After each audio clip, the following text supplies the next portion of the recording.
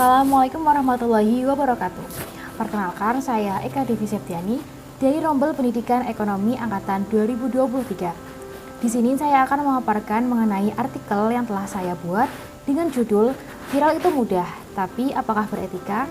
Refleksi atas literasi kemanusiaan di dunia maya. Di era digital saat ini, menjadi viral bukanlah sesuatu yang sulit.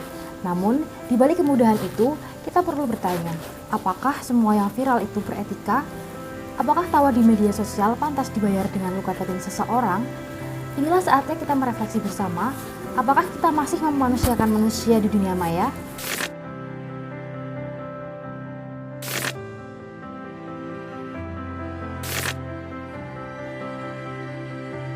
Pada tahun 2020, seorang YouTuber bernama Ferdian Paleka membuat konten prank dengan membagikan sembako berisi sampah kepada kelompok waria.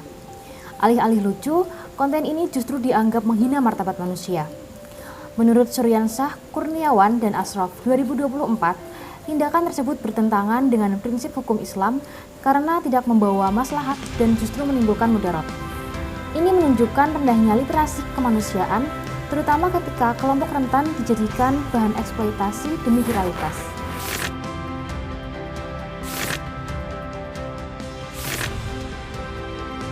Kemudian pada bulan Maret 2025 kemarin, kasus serupa mencuat kembali. Seorang mahasiswi ITB berinisial SSS mengunggah meme buatan AI yang menggambarkan Presiden Prabowo dan mantan Presiden Jokowi sedang berciuman. Unggahan tersebut menjadi viral, namun juga memicu kontroversi hingga berujung pada proses hukum dengan ancaman pidana berat. Meski bisa dimaknai sebagai kritik sosial atau karya seni satir, tindakan tersebut dinilai tidak etis dan melanggar norma kesusilaan. Kasus ini menunjukkan pentingnya keseimbangan antara kebebasan berekspresi dan tanggung jawab etis di ruang digital. Literasi digital bukan hanya soal bisa menggulir layar atau membagikan konten.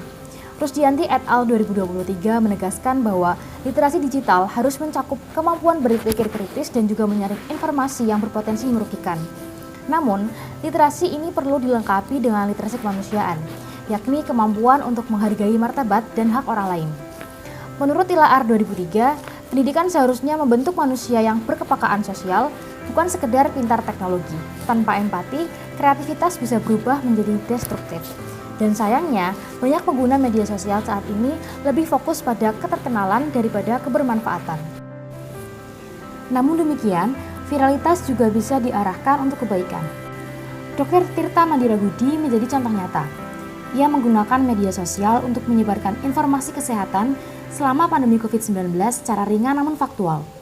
Kontennya tidak hanya viral, tapi juga membangun kesadaran kolektif. Ini membuktikan bahwa media sosial bisa menjadi sarana solidaritas dan juga kemanusiaan, bila dikelola dengan etika dan empati. Teman-teman, sekarang ini menjadi viral memang mudah.